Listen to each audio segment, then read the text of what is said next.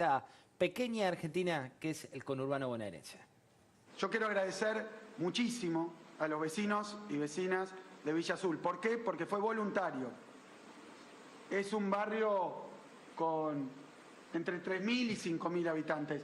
Es un barrio en donde la enorme mayoría se puso de acuerdo en generar esta situación de aislamiento. El primer día encontramos 53 contagios y ahora hace 2 días que encontramos 5.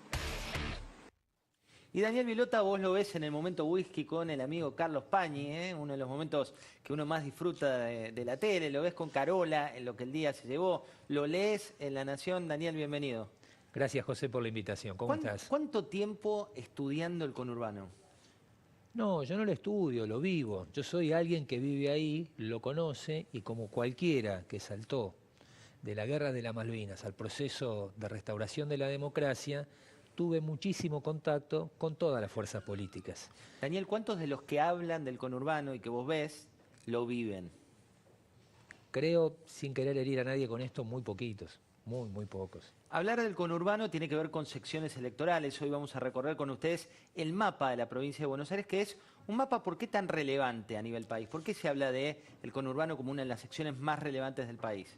Porque ahí está el problema de la Argentina, José. Ahí tenés el núcleo demográfico más fuerte y a la vez el que menos accede a oportunidades que permitirían a la Argentina estar en otro rango. Es decir, estamos hablando de educación, salud pública, vivienda, agua potable, cloacas. Todo eso falta, si bien se ha hecho algo en los últimos 4 años, es mínimo frente a la necesidad estructural que tiene el Gran Buenos Aires. Ahí está el problema de la Argentina, te dice, para cuantificar. Tenemos muchas secciones, ¿no? Lo primero que les quiero mostrar es lo que la jerga se llama la tercera sección electoral, que ahí está Almirante Brown, Lomas, La Matanza, Esteban Echeverría, Quilmes. ¿Por qué es tan importante y quién es quién ahí? A ver, ¿por qué es importante esto? Primero porque hay un crecimiento habitacional muy importante. Lamentablemente este año no tenemos noticia que vaya a haber censo. Y el censo del 2010, frente al crecimiento de la población en el conurbano, pequeño paréntesis, hay mucha tierra en el conurbano. Además de muchos negocios irregulares, hay gente que llega con la expectativa de tener algo propio. Entonces tenés un crecimiento demográfico importante, no solo por la tasa de natalidad, sino por gente que migra. Entonces te encontrás, por ejemplo, detrás tuyo ahí vemos Almirante Brown y Lomas, Cascallares por un lado, Mariano Cascallares, Martín Insaurralde y tenemos La Matanza. En las estimaciones, La Matanza debe estar ahora superando los 3 millones de habitantes. Es bastante más de lo que le asigna el censo. Lomas de Zamora debe estar cerca de 800.000 y probablemente Quilmes, Almirante Brown y Esteban Echeverría deben estar también superando a las 600.000 personas. Y todo eso es, para ustedes que por ahí no tienen el racional de quién gobierna, todo es frente de todos.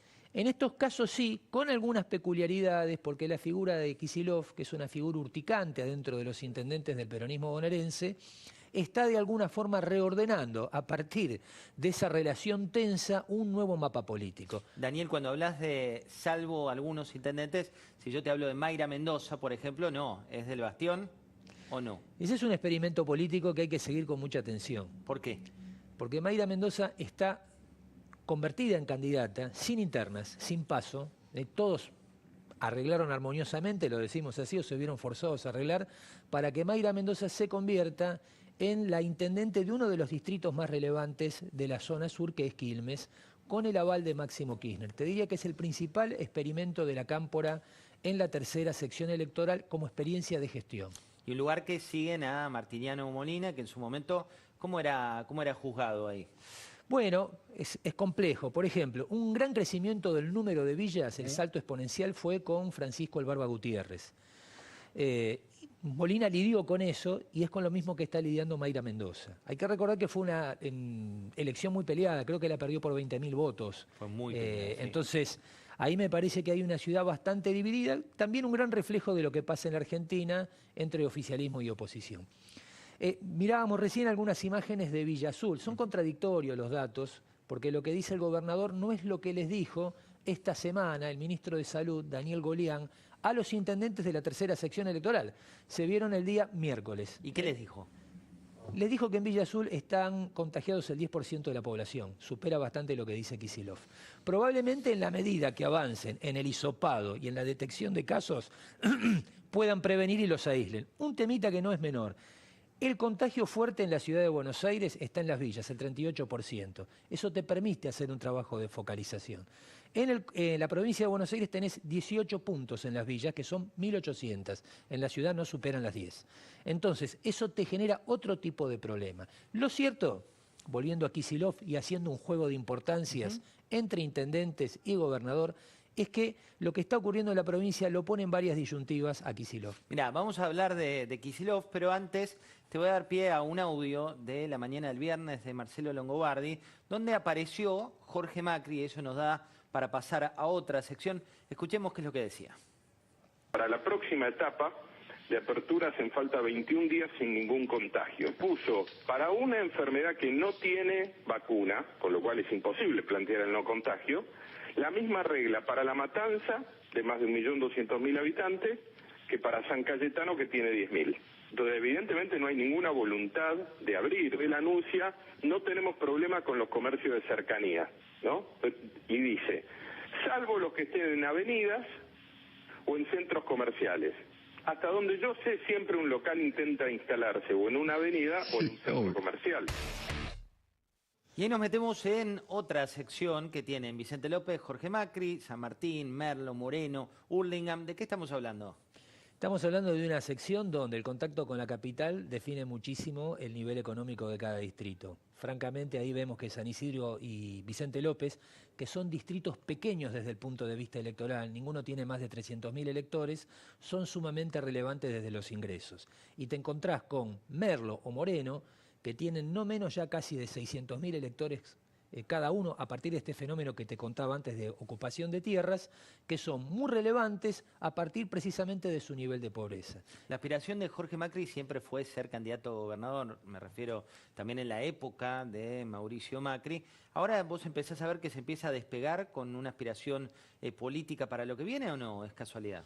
No, a mí me parece que hay un juego de tensiones combinadas. Me parece que los intendentes de Juntos por el Cambio se han vuelto un respaldo muy importante para Alberto Fernández, en la medida que Kicillof y la provincia de Buenos Aires siempre está un poquito corrida de su esquema de poder.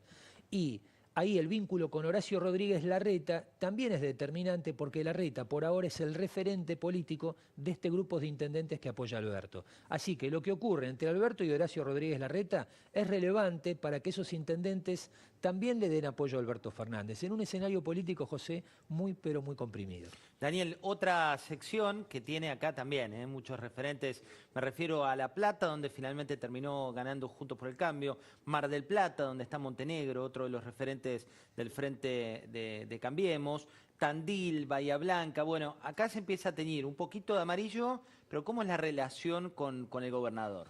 Muy interesante lo de Tandil porque decretó la cuarentena sin decreto del gobernador y amenazó hasta esta mañana a hacerlo solo, es decir, otra vez dar por terminada la cuarentena sin esperar al gobernador.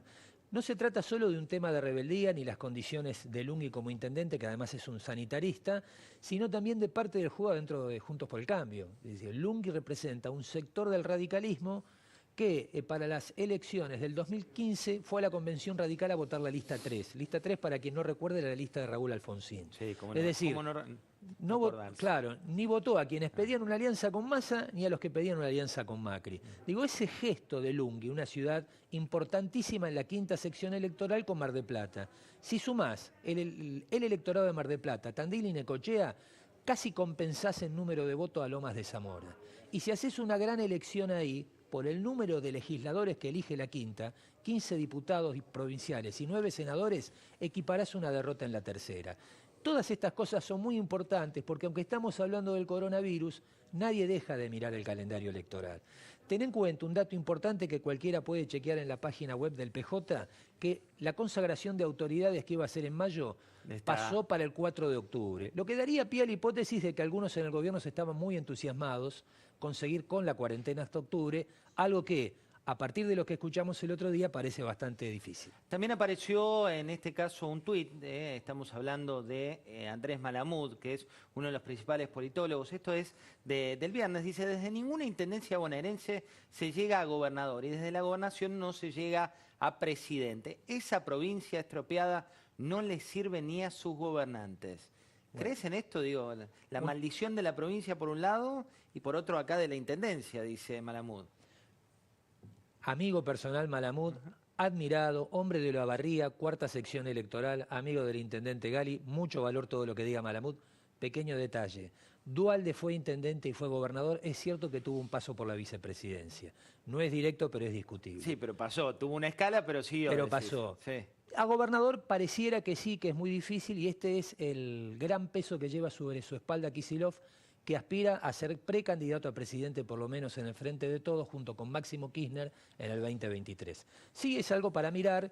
También es cierto que en política ninguna regla es tan rígida para que no pueda romperse o que alguien se entusiasme con romperla. Ahí está, Daniel Vilota, el conurbanólogo. Quédense, porque ya venimos con mucho más comunidad de negocios. Tenés información que te va a servir. Es una hora, pero rinde toda la semana. Ya volvemos.